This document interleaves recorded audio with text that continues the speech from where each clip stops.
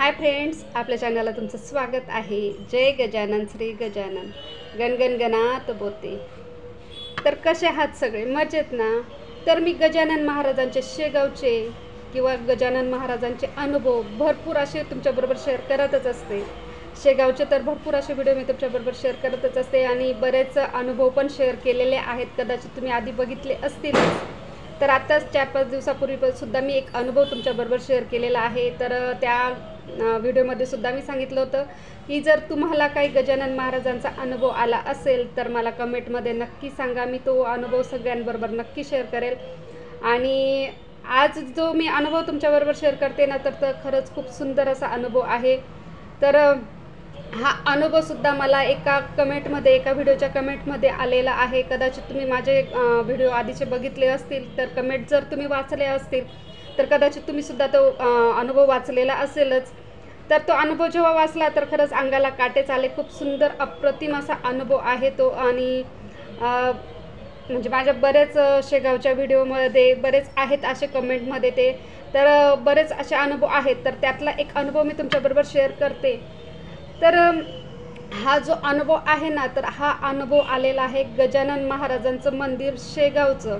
ह्या शेगावच्या मंदिरात जे सेवेकरी आहेत ना, तर त्यांना हा आलेला अनुभव आहे आणि खरंच अनुभव अप्रतिम असा आहे, खूप सुंदर असा आहे।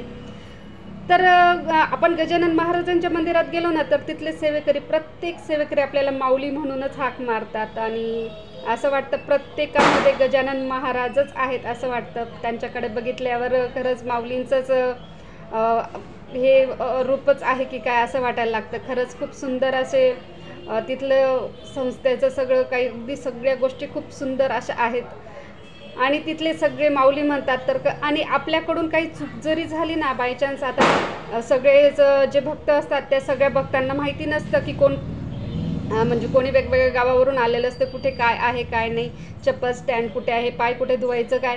आपल्या हाकडून जर काही थोड्याफार चुका झाल्या तरी कधीही ते आपल्याला ओरडणार नाही किंवा आपल्याला रागवणार नाही। अगदी प्रेमाने सांगतील, माऊली हे इथे आहे, माऊली हे असं नाही करायचं, माऊली ते हे तसं आहे। आणि जर आपण जर एखादी गोष्ट जरी त्यांना विचारली ना की हे इथे कुठे आहे किंवा काय, तर ते कधी ओरडून किंवा असं रागाने किंवा संतापाने किंवा त्यांच्या चेहऱ्यावर असा राग हा अगदी बिलकुलच नसतो, थोडासुद्धा नसतो। खूप सुंदर असं आपल्याला ते समजावून सांगतात, सगळ्या गोष्टी अगदी छान सांगतात। तर हा जो अनुभव आहे असाच एक गजानन महाराजांच्या शेगावच्या मंदिरातले सेवेकरी आहेत, त्यांचा हा खूप सुंदर असा अनुभव आहे। तर त्यांनी मला तो अनुभव कमेंटमध्ये सांगितलेला आहे एका व्हिडिओच्या। तर तो त्यांचा अनुभव मी आज तुमच्याबरोबर शेअर करते। मी त्यांचं नाव नाही सांगणार, कारण कदाचित त्यांना आवडतं की नाही ते मला माहीत नाही, उगाच नको म्हणून मी त्यांचं नाव नाही सांगणार, पण मी त्यांचा अनुभव मात्र तुमच्याबरोबर नक्की शेअर करते। तर ते गजानन महाराजांच्या मंदिरामध्ये सेवेकरी आहेत, जवळजवळ आता ते 5-6 वर्षापासून त्या मंदिरात असतील सेवेकरी म्हणून। तर त्या मंदिराच्या बाहेर त्यांची सेवा आहे, म्हणजे गाभाऱ्यात नाही आहे त्यांची, पण बाहेर सेवेकरी म्हणून ते आहेत। आता तिथे बाहेर सगळे जेवढे पण सेवेकरी आहेत ना, काही म्हणजे पाणी पिण्याच्या ठिकाणी, पाय धुवायच्या ठिकाणी, चप्पल स्टँडच्या इथे, बाहेर झाडझूड वगैरे आणि मंदिराची साफसफाई, जेवणाच्या इथे, असं भरपूर अशा सगळ्या ठिकाणी सेवेकरी आहेत। तर तशा पद्धतीने त्यांची सेवा वेगवेगळ्या ठिकाणी बाहेरच होती। तर त्यांचे हे सेवा करत असताना त्यांच्या मनामध्ये आलं की आपण जर म्हणजे त्यांच्या आपल्या प्रत्येकाच्या इच्छा वेगवेगळ्या असतातच ना। आता कोणाला काही वाटतं, कोणाला काही वाटतं, प्रत्येकाच्या इच्छा खरंच खूप सुंदर आणि वेगवेगळ्या असतात आणि आपण प्रत्येक आपापल्या पद्धतीने माऊलींजवळ, आपल्या देवाजवळ मागत असतो की माझं असं कर तसं कर म्हणून। आता तो प्रत्येकाचा नशिबाचा भाग म्हणा किंवा आपण आपल्या आयुष्यामध्ये जन्माला यायच्या आधीच आपल्या बऱ्याच गोष्टी लिहिलेल्या असतात, त्याच्यामुळे काही गोष्टी आपण आपल्या हातात नसतात, पण बऱ्याच असे काही अनुभव येऊन जातात की खरंच आश्चर्यचकितच होतं माणसाला। आणि असाच त्यांचा तो खूप सुंदर असा अनुभव आहे। तर बाहेर सेवा करत असताना त्यांच्या मनात आलं की माऊली, मी कधीपासून बाहेर तुमची म्हणजे मंदिराच्या बाहेरही मी सेवा करतोय, तर मला तुमच्या गाभाऱ्यामध्ये सेवा करायची संधी मिळावी म्हणून तर ते माऊलींना नेहमी म्हणत होते की माऊली मला तुमच्या गाभाऱ्यामध्ये तुमचे सेवा करण्याची संधी मिळू द्या ना म्हणून। तर बरेच वर्ष त्यांनी मागितलं हे, तर ते म्हणायचे कदाचित माझ्या नशिबात नसेल असं आपल्याला वाटतंच आपण मागितलं तरी. तर त्यांनी भरपूर नेहमी म्हणायचे ते माऊली मला गाभाऱ्यात तुमची सेवा करायची, मला तुमची सेवा करायची असं त्यांच्या मनामध्ये कायम यायचे. जेव्हा पण ते माऊलींच्या समोर उभे राहायचे तर तेव्हा त्यांना तेच सांगायचे की माऊली मला तुमचीच सेवा करायची आहे. तर एके दिवशी अशीच रात्री झोपलेले असताना त्यांना स्वप्न पडलं की त्यांना माऊलींच्या गाभाऱ्यामध्ये ते सेवा करताय असं त्यांना स्वप्न पडलं. तर आणि ते जेव्हा झोपेतून उठले तर त्यांना असं वाटलं की अरे आपल्याला तर हे स्वप्न होतं, आपल्या म्हणजे असं म्हणतात ना मनी वसे ते स्वप्नी दिसे. तर मग कदाचित माझ्या मनात नेहमी तेच चालू असतं माऊलींच्या की माऊलींच्या गाभाऱ्यात मला सेवा करायची संधी मिळावी हे माझ्या मनामध्ये कधीपासून चालू आहे, म्हणून कदाचित मला असं असेल कदाचित असं त्यांना वाटलं. तर मग ते म्हटलं ठीक आहे माऊली तुमची इच्छा आज. तर त्यांनी त्या माऊलींना तेच सांगितलं की हे माझे स्वप्न सत्य होऊ द्या म्हणून. तर नेहमीप्रमाणे त्यांनी त्यांची ड्युटी जिथे होती तिथे गेले आणि त्यांची कामं सुरू केलं त्यांनी, जे काही त्यांना काम मिळालेले होते सेवेकरीचं. तर त्यांनी ते काम सुरू केलं आणि अचानक त्यांना त्यांचे जे काय आहेत कोणी ऑफिस वगैरे तर तिकडे त्यांना बोलवलं. तर ते गेले तिकडे. तर त्यांना वाटलं नेमकं काय झालं, माझ्या हातून काही चुकी झाली की काय असं कदाचित त्यांना असं वाटलं.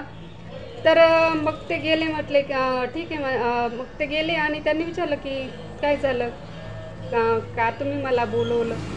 तर त्यांनी त्यांच्या हातामध्ये एक कागद दिला. तर मग ते म्हटले अरे हा कागद कशाचा आहे. जेव्हा त्यांनी तो कागद वाचला तर त्यांना तर खरंच आश्चर्य वाटलं आणि अगदी आनंदून गेले ते, अगदी इतका आनंदले की त्या आपल्या काही गोष्टी जर आपल्या मनासारख्या झाल्या तर खरंच आपला आनंद जो असतो ना तो गगनातच मावत नसतो. अशा पद्धतीने त्यांचा आनंद गगनात मावत नव्हता.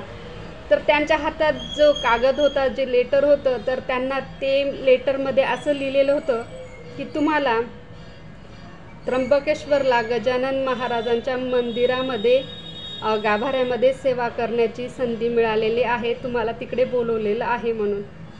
त्यांना खरंच आश्चर्य वाटलं की माऊलींची सेवा करायला मी इतक्या वर्षापासून म्हणत होतो आणि ते आज प्रत्यक्ष माझ्यासमोर तो कागद आला आणि मला जे रात्री स्वप्नात दिसलं ते आता 24 तासाच्या आत हे स्वप्न खरं झालं.